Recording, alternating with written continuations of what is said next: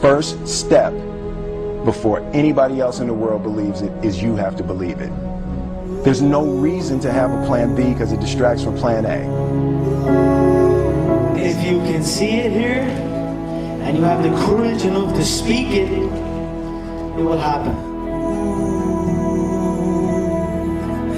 You see what I'm saying? You want to be in a dominating point, okay? So what we got to do is we got to get you thinking. We got to get you thinking like the dominators think. How do they act? How does Warren Buffett act? What does Warren Buffett do with his time all the time? Those are the people I study today. I don't study the people that I went to school with, the teachers I went to school with. I don't even study my own family members, okay? I'm looking for people that are way up here that I can say, hey, what are they doing? Because they're doing it right.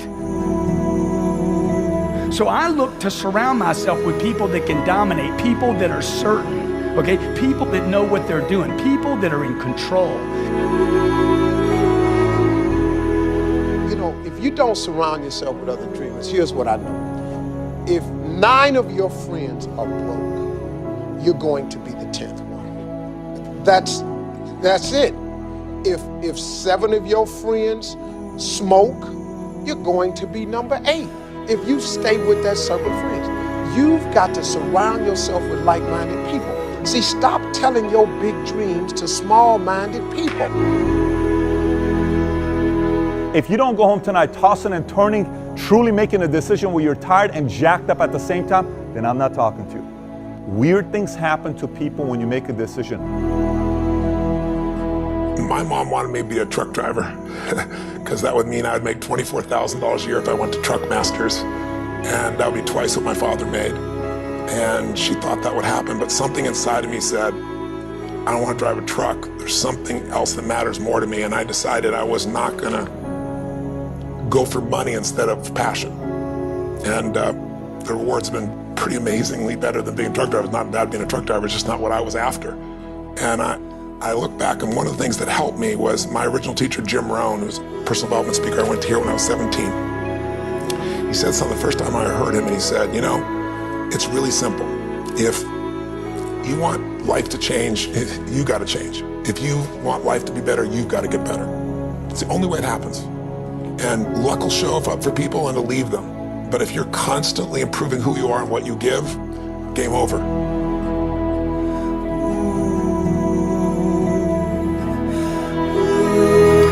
So look, if I can do this, you can do this, but it's gonna be hard if you don't change your mind.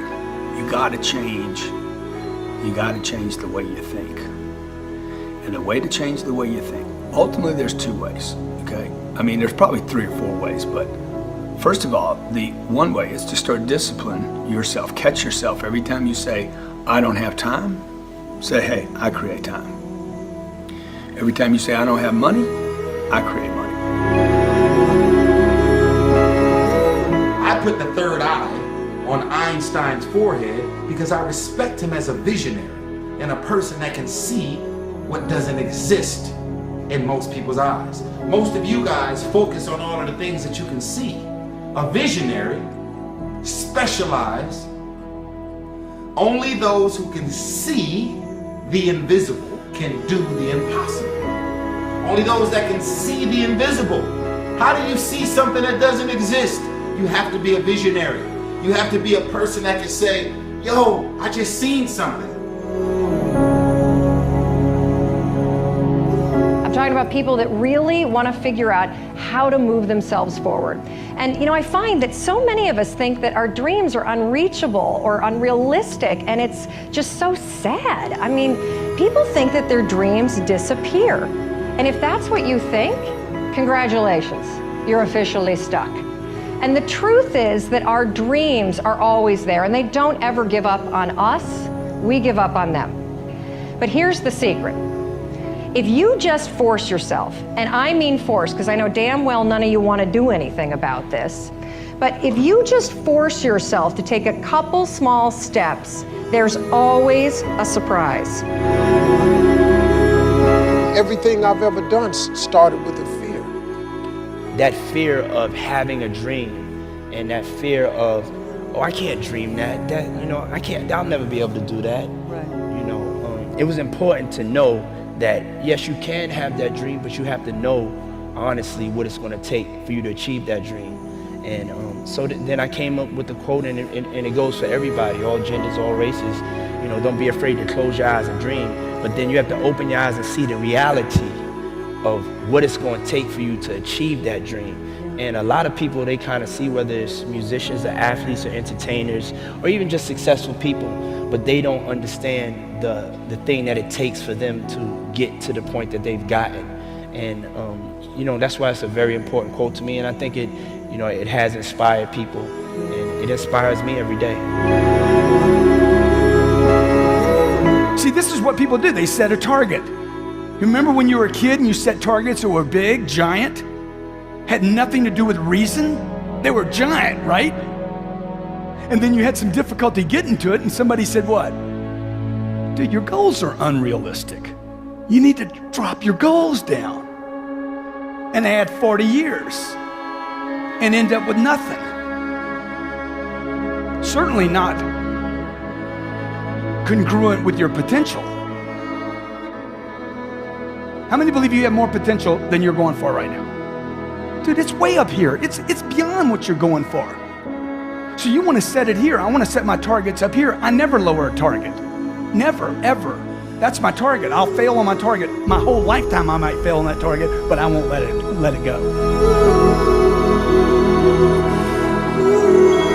Success is something entirely subjective. Success is not about having lots of money, living in a big mansion, having an indigo suit.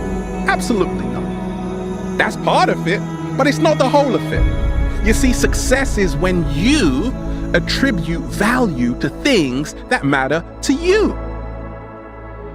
If you don't love what you do, it's going to be hard to continue. Do you know why so many people don't like their jobs? It's because there's no heart in it. They're just doing it to get the money at the end. You got to enjoy the process and then trust the process. And that's how to get a small vision off the ground, the come up. I was very, very lucky to find it, you know, when I was 7 or 8 years old, and you know, and fortunately, my children have found their passion. One son loves farming like nothing else. One son loves music like everything else, and all three of them love philanthropy and what they get to do. You're lucky in life when you find it, and you can't guarantee you're going to find it in your first job out. But I always tell college students that come out, I say, take the job that you would take if you were independently wealthy. You know, you're going to do well at it. Passion often is linked with purpose. What I love to do is often what I should do. We have been created within us the capacity to have things that we enjoy greatly, and a lot of times there is a definite relationship between what I am in love with and what I should be doing. We are created and wired in such a way that passion and purpose many times comes together, and passion is the great energizer. Once you have passion, you have energy. If you got the energy and you go, I don't know where to start, throw a rock, and where that drops, start there. Talk to the next person. Just take massive action and keep changing. If you want to speed up the result, you find someone who's already getting the result you want. They've lost 30 pounds. Do what they did. They have a relationship that's passionate 20 years later. Let's figure out what they're doing. That's the way that you do it. And then the third thing is, if you really know what you want and you're obsessed by it, you got all this energy and drive, and you're taking massive action, you're changing your approach, you're doing what works, the third thing we need is grace. Whatever you move toward, if you move toward success seems to start coming your way. So figure out what you could do to make the move, to begin the early qualifications and then sustain the qualifications, and success is yours and health is yours and all valuable things.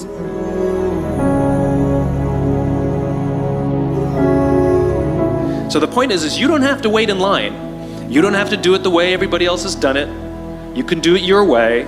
You can break the rules. You just can't get in the way of somebody else getting what they want.